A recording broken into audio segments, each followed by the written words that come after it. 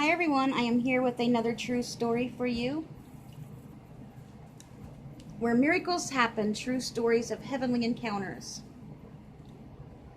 The quote before this story is from Exodus 23:20, and that says, "See, I am sending an angel ahead of you to guard you along the way." Exodus is the second book of the Old Testament, the very second book of the Bible. All right, and this story is called Miracle Miles. So let's begin. Trucker Michael Harrington had just started a new job, dispatched out of Dakota City, Nebraska, with a load of beef destined for Birmingham, Alabama. On the way, Michael's truck had electrical problems, so when he reached the terminal in West Memphis, Arkansas, he pulled in to exchange tractors. I was a little leery of lowering the landing gear on the trailer, Michael says. Earlier in the year, when I worked for another company, I had done the same thing and the handle had given way.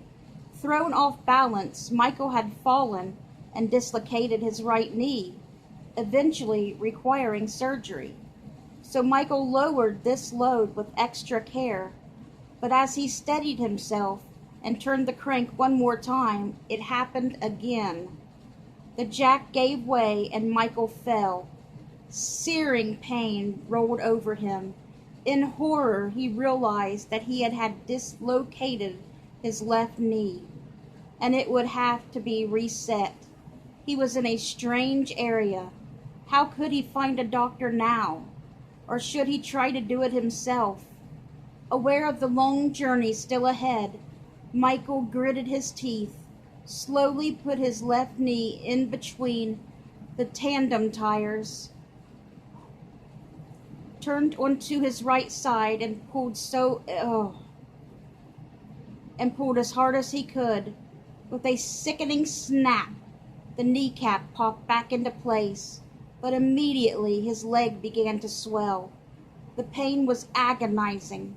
Holding the side of the truck, Michael dragged himself to his feet and hobbled to a chair. The company will have to pull me on a plane for home, he thought. There's no way I can finish this trip now. The dispatcher had other ideas. "You're the only driver we've got, Michael, and the beef you're hauling is worth $250,000.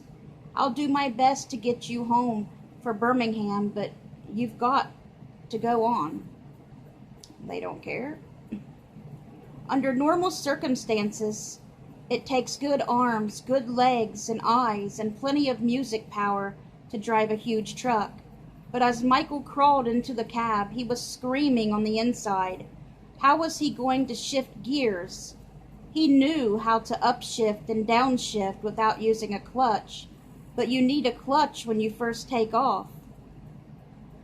And I didn't know what to do about that. His legs seemed to be on fire. Sitting in his truck, Michael felt hopeless. He bowed his head. "God," he prayed silently, "I don't have the strength to complete this job. Please send an angel to be my guide." Slowly, Michael drove the remaining miles to Birmingham, stopping along the way to sleep. Exhausted, he pulled into the terminal, and after unloading the beef, he phoned the company doctor and his dispatcher in Arkansas to make arrangements to get home. By now, my leg was so swollen that I couldn't get the pant leg off, and it was starting to shut off my circulation. I knew I was in serious trouble, but there was no end in sight, for although the company doctor didn't want Michael driving, the dispatcher was in a bind. "We can't bring your truck home empty," he told Michael. "The best we can do is to send you to Ringgold, Georgia. You can switch loads with another trucker there and go on to Fort Smith, Arkansas. From there we can get you home." Michael had no choice but to agree. Somehow, he had made it to Ringgold and switched loads, but his leg was now 3 times its normal size. And as Michael pulled out on the interstate and headed for Nashville at about 10 p.m., he was desperate. How was he going to pull a 40-ton load in this condition? I remember thinking about our POWs, Michael says. What kept them going?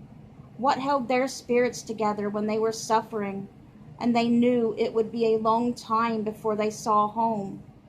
Michael felt that he was a prisoner in his truck. Only willpower and God's help would sustain him. But about midnight, as he reached Tennessee, he began to deteriorate. And in some of the prettiest country anywhere, he says. They say it took God 6 days to create the world. My guess is that when he rested, it was in Tennessee. Usually, Michael loved climbing Tennessee hills, flying up at 60 miles an hour. But this time he pulled into the slow lane and kept a 45-mile-per-hour speed, feeling more lightheaded with each tire. Dizzy, nauseated, and perspiring, he felt as if his heart were pounding out of his chest. God, he cried out again, his leg burning, please help me. Get me down safely. It seemed an impossible plea. Surely he would black out and lose control of his rig. But as he reached the very summit of the hill, Michael was suddenly flooded with peace. It was bliss, reassurance that filled him to the brim, a certainty that everything was going to be all right, and that he was no longer in control of his truck. It was the last thing he remembered. For when Michael again became aware of his surroundings, he was driving into the eastern edge of Memphis, some 300 miles from the Tennessee hills. His hands were still on the steering wheel, and everything seemed normal, except Michael checked his watch. 6 hours had passed. Stunned, he pulled over to the side of the highway. 6 hours. He had crossed half of Tennessee in a fully loaded tractor-trailer, and he didn't remember anything. Grabbing his CB radio, he asked fellow truckers if they knew of any accidents between the Tennessee hills and Memphis. None did. I've been right behind you, one driver radioed. What's the problem? I haven't been feeling well the past few hours, Michael tried to explain. Was anything wrong with my driving? Not a thing, the other driver answered. You changed lanes just fine. Changed lanes? Driving a 40-ton rig? And somehow he had even chosen the right roads to circle the congestion to Nashville. Or had he chosen anything at all? Michael remembered his agony, his desolate plea for help. God, he whispered in awe. Did you send an angel to drive my truck for me? Tears ran down his cheeks as the first rays of the sun peeked over the horizon, warming him through to his bones. Yep, God sent an angel to drive that truck. He was blacked out. He don't remember. God took over. He took control. I wonder what they did for him and his knee. I mean, I think he had to have surgery on it, or because he popped it back into place, but then why would it swell like that? Poor man. They need to do something about those trucks. Well, I hope you guys enjoyed that story, and I hope you guys have a great rest of your night. Good night, guys.